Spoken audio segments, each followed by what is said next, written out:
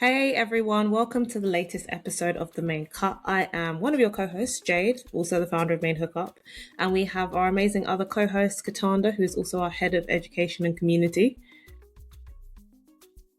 I'm sure you're used to seeing our faces now, but but this week we wanted to go to a business topic actually because it's been a while since we've spoken about something more related to hairstylists and how or salon owners and how they manage and run their business. And one of the big things that came up was the apprenticeship model, which is stylists going into a salon, learning from an owner, kind of building up their experience and skill set there versus the kind of traditional going through like hair school, which would be in like college or university, whether that's in the UK or in the States. I don't have a particularly strong opinion about whether we should continue to do this or we should stop.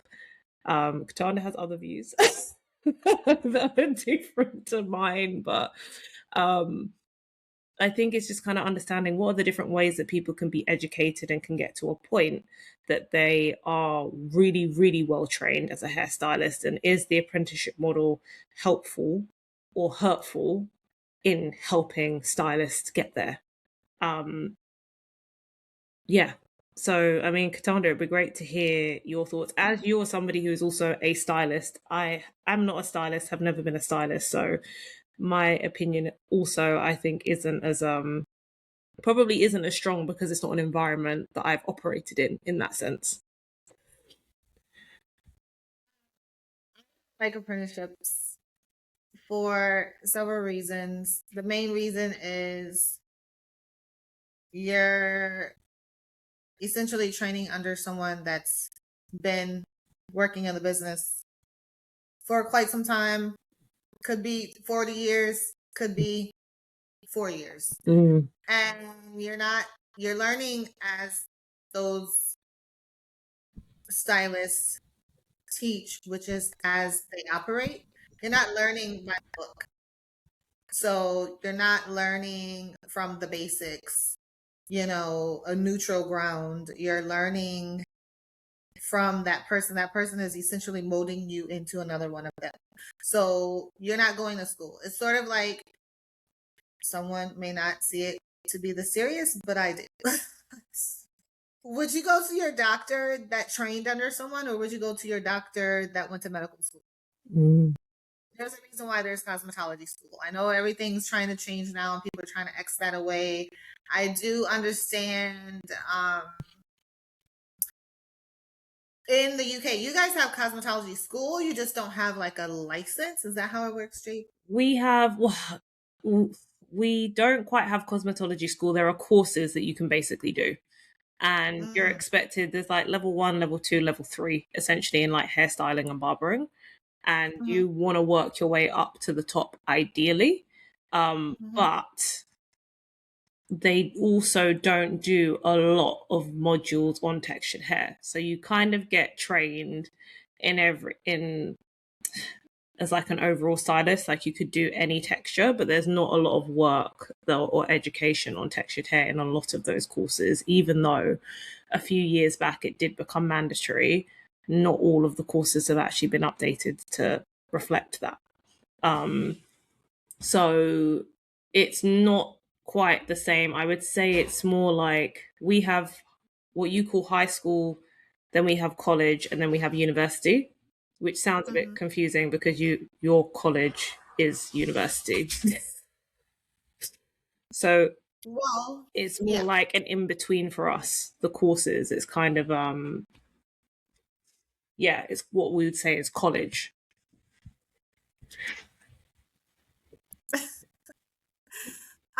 So so here beauty school or cosmetology school is not necessarily connected to a college. There are some colleges that offer that training, but they're like they're usually and most commonly standalone schools. Yeah. However, they are what we call trade schools or vocational schools, and they're specifically for cosmetology learning. Like you don't go there to learn anything else. You learn cosmetology, whether if it's the full program for cosmetology, hair, skin, and nails, or if it's just esthetician school or the course for, skincare and aesthetics when it comes to skin. And then for nails, so whether or not you're going to just become a nail tech or you're going to go for the full program. So it's a specialized school. Yeah. So that's what it is. You can enter into cosmetology school at 16. You don't have to have gone through a full 12 years of high school.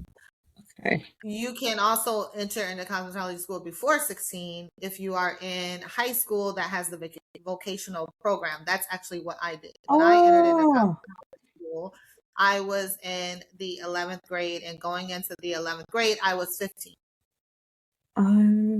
So it's if you go to school to get your GED and you don't complete high school, you can enter into cosmetology school. So however old, I feel like you have to be 16. I'm not sure, don't quote me on that. But I feel like you have to be 16 to get awarded your GED, which is like general education certificate.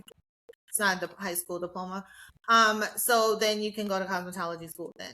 However, it's not necessarily in collaboration with a college or university. So I think that's also the difference between here in the US and then there in the UK, which in that case, you're still saying it's not specifically a school designated for cosmetology, but you do take the courses. Yeah. So in my opinion, I don't care where you take the courses, but the courses need to be given by a well-trained, certified, licensed, knowledgeable instructor, and not just, I don't want to say just, but not your mother's hairstylist that's been doing her hair for 45 years. Yeah. For obvious reasons. I also feel like the education system for hair in the States is more thorough than it is over here. And it sounds like there's more options for people to get into it, right? Because if you can go regardless of what happened in high school, I don't really think it's even necessarily like that over here. Again, no one quote me on that. We can also take a look at this and add it to the newsletter, but I don't think that's the case here. But overall, I do think that a lot of people that end up going on apprenticeships tend to do it more so because of the financial side as well, because of the cost of going into formal education. If they feel like, oh, the cost of cosmetology school, the cost of university, or the cost of college is so high, is this a slightly easier, more cost-effective way of me doing the same thing and getting some experience under my belt? I think that tends to be the reason that people go down that route. So do we, if it were to stop, how many people would be affected from that perspective, in terms of how many people wouldn't actually be able to do it because the cost for them would be too high? And I don't know if that's any different if you start in high school. Does that affect the cost, or is it exactly the same regardless of whether you go through the process when you're in high school, whether you actually formally go through it when you're in like college? Well, when I went in high school, it was part of our high school program. So again, it was a vocational program, so it was free. So you went to high school half the day and you went to cosmetology school the remainder of the day. So it was part of your program. They had other vocational programs as well. You could go to the hospital and they taught, how to, I don't know what that profession is called, but essentially medical technicians where you draw blood. They also did, I feel like, something associated with ophthalmology for the eyes. So we had those electives that we could choose in high school. So it was free for the students because we were high school students. Okay. And when you go after high school and you're funding yourself, Mm. you can get financial aid to help assist you with payment. Okay. So even though it's not technically a college or university these days, because I went to DCU and it was a university, and you could get all types of business degrees, but you also could get your cosmetology degree. Right. But that school is no longer open. And I was Dudley Cosmetology University, which is why it's called Dudley Cosmetology University. However, there are programs, financial aid programs that you can sign up for that will help take the, I guess, majority of the finances away, depending on your financial situation. Right. But if you make over a certain amount within a year, that previous year, then you probably wouldn't get awarded a lot of financial aid money. But you can also take out student loans to pay for your cosmetology school. Right. So there are a lot of ways to pay for it financially here. That's how it's set up. And I feel like for that very reason, part of the reason, you don't want people skipping school and, totally like not going to cosmetology school and getting any type of training, because cosmetology school is not just doing hair. That's what people fail to realize. It's not just doing hair. It's anatomy. It's chemistry. It business 101. It is marketing. It's skincare, nail care. It's there's a lot that entails. And so you're not going to get anatomy and chemistry from your friend up the street who works at your favorite salon. It's not happening. Not unless that person is a chemist, cosmetic chemist, or some sort of chemist, or I don't know, degree. They're not, trust me, if they're doing hair, they're not teaching that. I'm a stylist. I was doing hair before I entered cosmetology school. I knew what I was doing as far as styling the hair, but I did not know anything about anatomy. I did not know how to give a proper massage at the shampoo bowl. Case in point, there is a certain position that your client can have at the shampoo bowl that is, and I don't want to say, it's an improper position. And it could cause your client to have a stroke at the shampoo bowl based on how their neck lays back in the shampoo bowl. So it's very serious. It's not like, people tend to think that cosmetology school is just all fun and games and playing in hair and makeup. No, it's not. The other thing that I like to add is, what if your client is in the salon, you've put some chemical on their hair, and they have a reaction and they go into shock? Other than call 911, like, how are you going to recognize these things? How are you going to be able to recognize when something is like a full-on allergic reaction versus a sensitivity? Like, there are things that you have to be able to recognize as a cosmetologist. And again, your cousin that's been a barber for 25 years, they're not going to tell you that. No. Unless it happens while you're in the salon working with them. I feel like apprenticeships are better. And I wouldn't then call it an apprenticeship. I would call it a situation where you go into the salon and you actually work as a junior stylist, which typically junior stylists study and shadow the master stylist or the owner, or someone that has like a higher authority or a higher level skill set. And it's just, I don't know why this apprenticeship program came around. Maybe it was to, like you said, to save money, but I don't think it's a good idea, because how many times are we on social media, scrolling social media, and we're seeing that someone is pretty much frying someone's hair with a flat iron? What if that's the person your apprenticeship is under? Because they're like, I don't have to be tested or anything as I would a licensed instructor in a cosmetology school. In cosmetology school, you have to become a licensed instructor. So after you are a cosmetologist, you can't just go in and start teaching. You have to become a licensed instructor because that teaches you how to teach.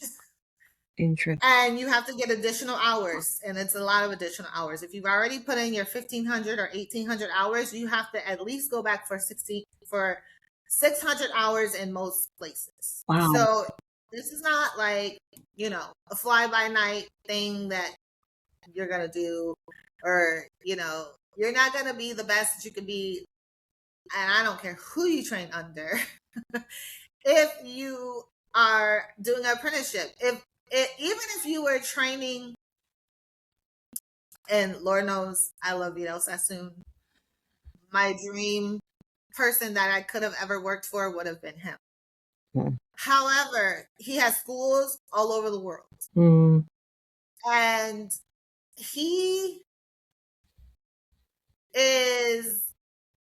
that's why he has schools. Because he's Vidal Sassoon. He could apprentice all of these people if he felt like it, if he wanted to. But school is important because it's just not about how well you can cut hair. It's not about the name that you built for yourself on Instagram. It's not about you made it big and did Michael Jackson's hair. Like, that's not... all those things are amazing, and Michael Jackson is my favorite too. However, you need to go to cosmetology school before you get up into Michael Jackson's hair. You don't want a situation that happened on that Pepsi commercial. That could very well happen in the salon in a lot of cases. If you think about chemistry, remember we were playing with the beakers and all of that? I have a real true story. In the 8th grade, this girl blew up the beaker in our chemistry class, sparked fire, her hair caught on fire and everything. She was mixing something that was not supposed to be mixed. We're mixing chemicals in cosmetology. We're mixing chemicals in the salon. We don't always leave school and do the proper practices when we get into the salon. So you lose that along the way a lot of times if you're not careful. I've always been big on education. I have always had roles and jobs where I've had to be super technical. That's not the case when I was a regular stylist behind the chair. I could do whatever the heck I wanted to as long as I could put those waterfalls in the girl's hair and it would last her 2 weeks. Nobody cared. Whether if I'm using too much spritz, whether if I'm taking that spritz, spraying it on there, hitting it with that thermal ion and hear it snap, crackle, pop, which I did. That's not right. No. There's a lot of reasons. This is near and dear to my heart. I am an educator. So I don't know, Jade, why did you have me talk about this topic? Because you people are going to be coming for me. But you know what's interesting though? I think that there are less people going into apprenticeships now than there have been. So I do think that there's actually been a natural decline and people aren't actually seeking them as much as they did before.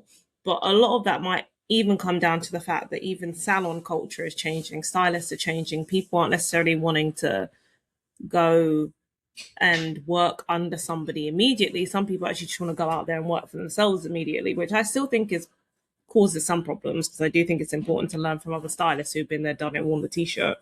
But that kind of sweet culture prioritizes independence over community and learning. And there's like a very strong aesthetic appeal of, creating your own space and building something that is yours from the get-go, from the very beginning. So combine that with the fact that, okay, as an apprentice, you either be working for free or for very low wages. So even though, financially you're not having to pay the full upfront fee of going to cosmetology school or to college, you're then actually not really earning as much because you are an apprentice. And sometimes people will exploit that. And it just means that not only are they not learning in the way that, like you said, that they should be learning, which is learn it the way that it should be done and do your absolute best to maintain that. You're not going to get everything right all the time, but at least you'll know, especially when it comes down to things like chemicals and, like you said, people having allergic reactions or sensitivities, the things that really matter when it comes to people's health. You'll know more about it that way when you go through the process of being on a course versus being an apprentice. But I don't think, I mean, that what you're wishing for, which is for apprenticeships to go away, I think it's kind of in the process of happening naturally. I don't think people are taking I them as often as they did before. either wish for it to go away, or I wish that there were tighter parameters surrounding it. Either one. I actually wanted to pull up some information on apprenticeships just so that I can have some facts. But basically, exactly what I said. You're logging your hours, you're working under an establishment, licensed salon, licensed cosmetologist. They are required to log your hours, which I'm sure they have 7 people under the dryer over here and 2 people in the lobby and 2 in the chair. They do not have time to log your hours to make sure that you've done what you were supposed to do properly. It's just not happening. And I feel like it's an easier way to do what you're supposed to do, because going to cosmetology school is not easy. Usually, No. especially if you're not in high school, Yeah. you are, it's a lot of hours. It's a And lot. so if you're an adult going, how are you going to go to work because you're in cosmetology school for 8 hours? Or if you go part-time or night school, it's at least 4 to 5 hours. So it's just pretty tricky and challenging. But the only thing that they're saying is the requirement is the person has to be a licensed salon or a licensed stylist, and pretty much that's it. And logging hours. I mean, even in cosmetology school, if you hate something, I hated pedicures. I didn't do all my pedicure practicals, and I might have fudged some. But when you're working in a salon with someone, it's easier to fudge. Like, it wasn't easy to fudge in cosmetology school. I might have had to literally have someone in the chair, their feet in the bowl, and I might have just rushed right through, like going under the nail. Like, that was gross. So I was speeding through that pedicure where I didn't really actually do a full on pedicure. And it's just for me, it's not the best way to do it. I do believe in shadowing, like I said, becoming a junior stylist, assisting. That's where you learn all the tricks of the trade of an amazing stylist. Yes. Where you learn, all their tricks with, how to use certain products and how to create certain styles. But from day one, no, I don't believe that's the best way, because I've been in a situation in the salon where there was a person that had a medical emergency. The girl that was working with her, I don't know how she let it get so far gone, because the lady told her that her scalp was on fire. She was doing she didn't have textured hair either. She had straight hair, and she was doing highlights. And the lady's scalp was on fire from the bleach. However, she kept telling her, it's burning, it's burning. We know as stylists, it could, on some people and on most people with bleach, it's going to have a little burning sensation in the beginning. But if it's that they can't tolerate it, or that they're moving around in the chair and they keep speaking about it, then that's not a normal sensation. That's actually, she is on fire. Yeah. And to the point where it was very scary. She went into shock. It was too far gone, and we had to call 911. Oh no. That person was negligent. So if, say for instance, I was apprenticing with her, teaching me, she didn't even know how to manage the situation herself, and I'm apprenticing underneath her. So those Yeah, types of things. No, it doesn't happen often, but it can happen. it can happen. Also, explaining about the anatomy, how to do proper massages of the scalp when you're shampooing, what not to do when you're shampooing, what to do when you're shampooing. Like I said, the way that the person lays back in the bowl. There are things that could really go awry. So, Yeah, and I think if you think about what the ideal model would be, I know that there are lots of different courses where you have like a placement year. So when you're at university, say here, if somebody does like biomedical science, they might have 2 years that they study, then 1 year where they work in a hospital, where they work in a lab, and then they come back yeah, for their final year and they study. So maybe in an ideal world, what it would look like is you spend a year or two studying, or like maybe a year studying, a year you go into like a certified salon and you're learning from somebody who has gone through some kind of process, works closely with the university, the college, the place that runs the course, so they know the standards of the place. And then at the end of it, they then come back and they finish their final part of the course or the final part of the learning in the college as well. So I do think that mhm, if it was structured differently, it could work. Almost like if you mhm, fold the two into one versus making them separate. Like having, it doesn't even necessarily have to be a whole year, to be fair. It could be like 6 months of a placement, or it could be having maybe 6 months in one place and 6 months in another. So you're learning from different types of salons and it's not just one.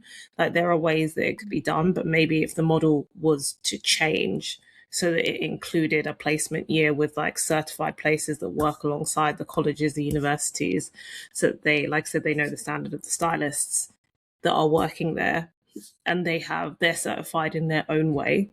So then that improves the likelihood of what the stylists are learning, knowing that it would actually be something that's helpful and beneficial to them yeah, once they finish the course as well.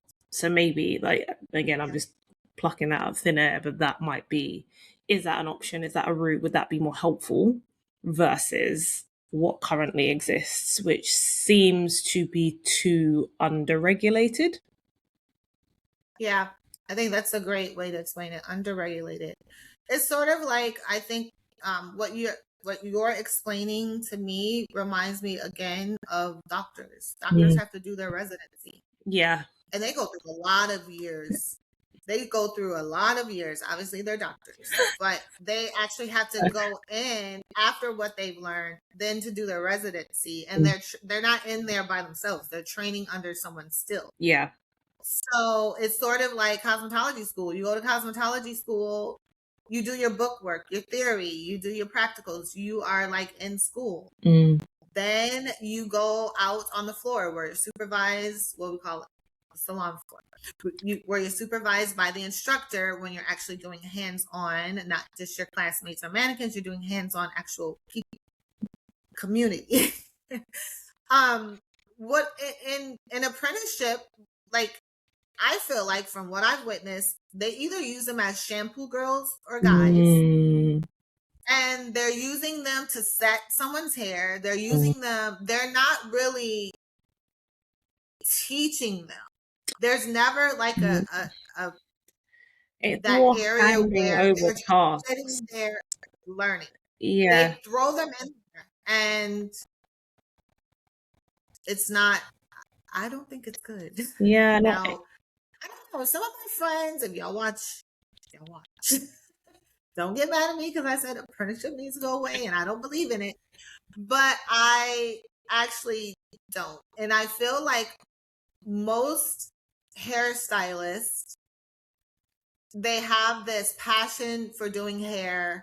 They have this, talent for doing it even before they enter into cosmetology school. But mm, that doesn't mean that they should still be out there doing it on their own. no. This is why we go to school to get licensed. There's a state board test that you have to pass Mm. to get your license here in the US. And every state is not the same, but they're pretty much, they don't veer off too far to the left or right. There are certain practicals that you have to do to prove that you know what you're doing. Mm. And you're not going to get the proper training unless you're training under someone that is an actual instructor and has taught cosmetology school. I feel like otherwise the lanes are too crossed. Like even now, I wouldn't say that I can bring on an apprentice and teach them proper state board practicals, proper, because I've been in this too long. I have my own ways of doing things and I'm going to naturally do it that way. And this is what I'm teaching my apprentice. So it's like I worked with a team of hair makeup girls over the weekend. I was the key or the department head, so I had to teach them the looks. Okay. And I was just like, but maybe that's how they got taught in school. It's like, what is happening here? It's just my way of doing something. Like when we're in a salon, we learn how to do things faster, more efficiently, quicker. We know how to shortcut things. I still measure because I worked as the technician with L'Oreal for so long. I measure my color. Not all stylists. I feel like all colorists measure, like actual colorists measure their color formulas, but not all stylists, especially, and I hate to say it, Black stylists do not measure their color. They just be throwing stuff in there like Betty Crocker. No measurements or anything. Just like hair color formulas is strictly math. That's the other thing you're learning in cosmetology. You're learning math formulas. You're learning formulas with your hair color. And I don't know, Jade. It's just not my favorite thing. But if you have gone through an apprentice and you ended up being an amazing stylist after the fact, then I commend the person who trains you. However, I don't really think it's the best idea at all. Yeah, I mean, I think there's more, like you said, there's a higher probability of you learning people's ways than necessarily learning the right way or the best way to do it. And it's not about like it being the best way and the only way to do it. In general, it's more what's the best way for the client. It's ultimately The about the basic. client at the end of the day and making sure that they are safe and that they're comfortable and that you do right by them. And the only way to really do that is if you are, in a lot of instances, especially when it comes to chemical treatments or things like color, is going as close to by the book as possible. Because if you don't do that, then you're effectively putting the client in a position where you could cause them a problem completely unintentionally, but because you don't actually know any better, you've then created a problem unintentionally for them. And by virtue, you're then damaging your reputation. So, like, it's not, I can see why you feel like it's not the best way to go about it. I'm like, can the model be changed? Can the model be changed? Is there a way of doing it? Is there also a way of doing it where we can like continue to help people who that are coming from backgrounds where financially it is still a problem to go to maybe a cosmetology school or a college? Is there another way of like revamping the model so that it could work better? I don't know. Like there probably is, but how? I'm not sure. I don't know. I just feel like with that same, in those same circumstances, if that person is underprivileged or financially incapable of paying, like if they go to college or university, they're gonna find a way to do it. So cosmetology should not be looked at as, oh, like this is my last resort. I don't have the money, so let me go to cosmetology school. No, it's school.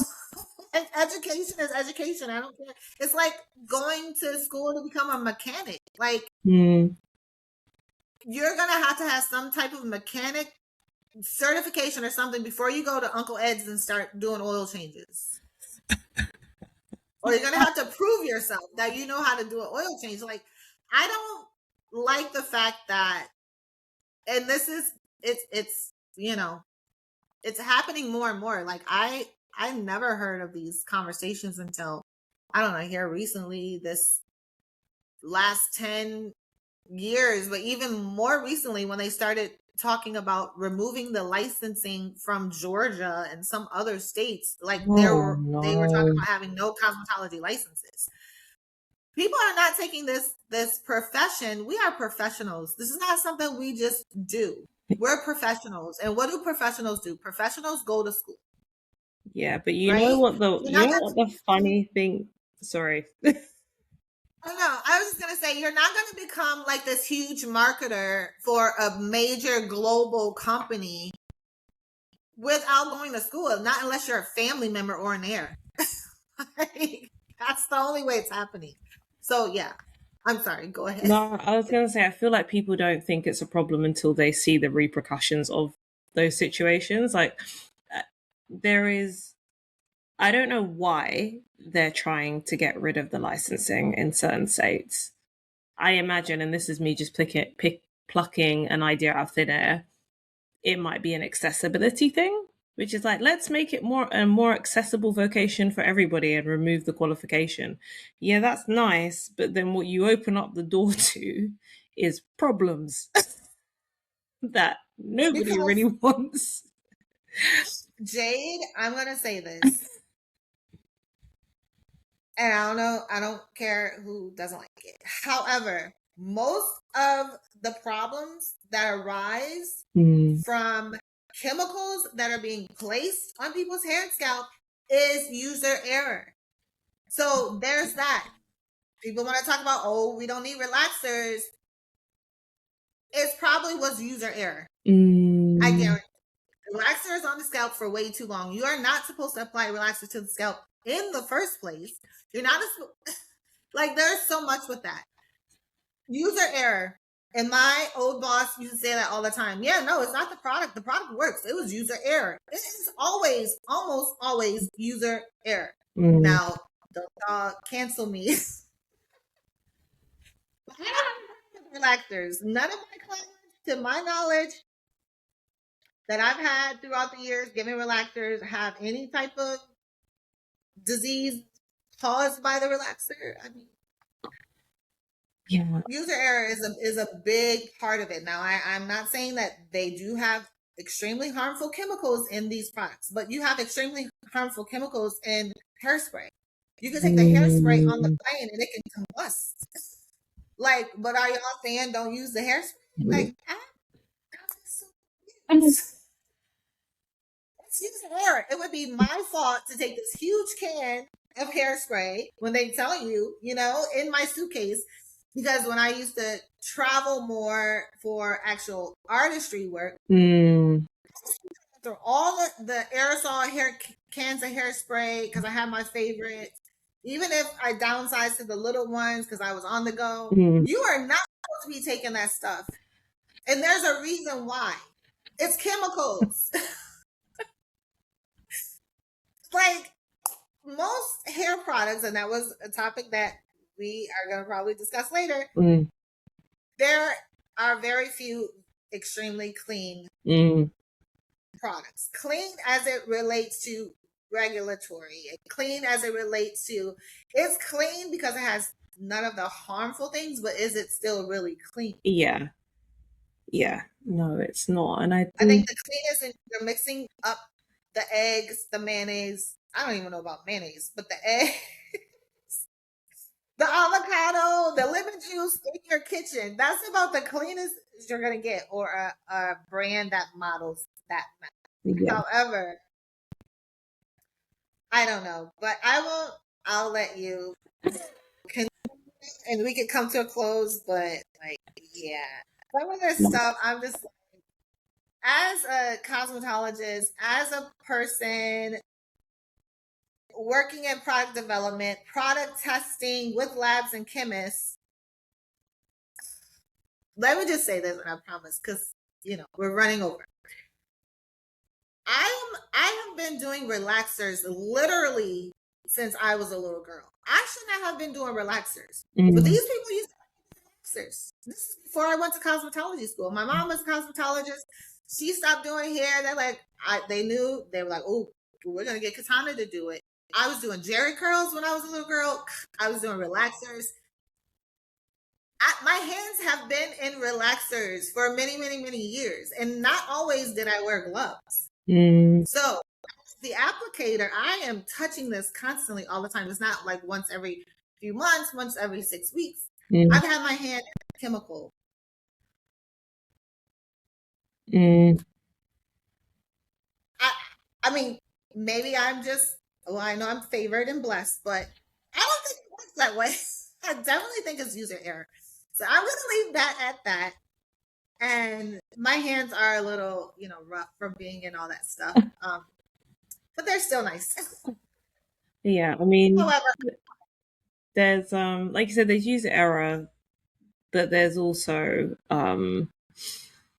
that's less likely to happen when people learn in a way that's, I say it again, the right way. When they learn it the right way the first time, you're more likely to continue to do it in a way that's beneficial to the client as you go along, right? So it's not just about going in and being able to style really well and do hair really well. It's making sure that you can actually put the well-being of your client first.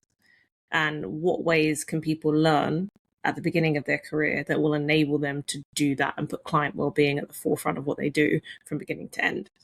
And so if we can, I don't think apprenticeships do it. I don't know, because again, college and fees are very different in the US in comparison to the UK. So I don't know if fee-wise it's super accessible to everybody in the US. I imagine not, which is why apprenticeships exist. So can there be a world that's created where there is something in the middle, where it fulfills the needs of both, or as close to both as possible? Or maybe it can't be. Maybe that is just the way it is, and it has to continue in the way that it does through cosmetology schools and through college, and that's just the cost of becoming a hairstylist. Is that just it can't be the way it is? because you're going to go to college for everything else. You're going to go to school for cosmetology. Like, again, that is like, it's an insult and a disrespect to our profession. To think there's an easier way to do. No, it's not. You need to go get what you need to get. Like, once you're done, you're done. You're not obligated to take advanced courses, which I highly recommend because, again, someone that's been working in this field for 40 years, there's new technologies, there's new ingredients, there's new tools. You need to update yourself even as a working stylist. They have lots of trade shows where they're teaching all the things. You can go to the classes. Some are free. Some you have to pay for. I highly encourage it. It's not something that you stop at cosmetology school and never, ever go again. And trust me, those people that never, ever go back again, you will know. You will know. You'll know. But yeah, no, it definitely, and I would like to say that as they're calling us now on social media, old school beauticians, all of my friends that are old school beauticians probably feel the same way that I feel. And y'all are not going to disrespect our profession. That's what how they do. Clock it.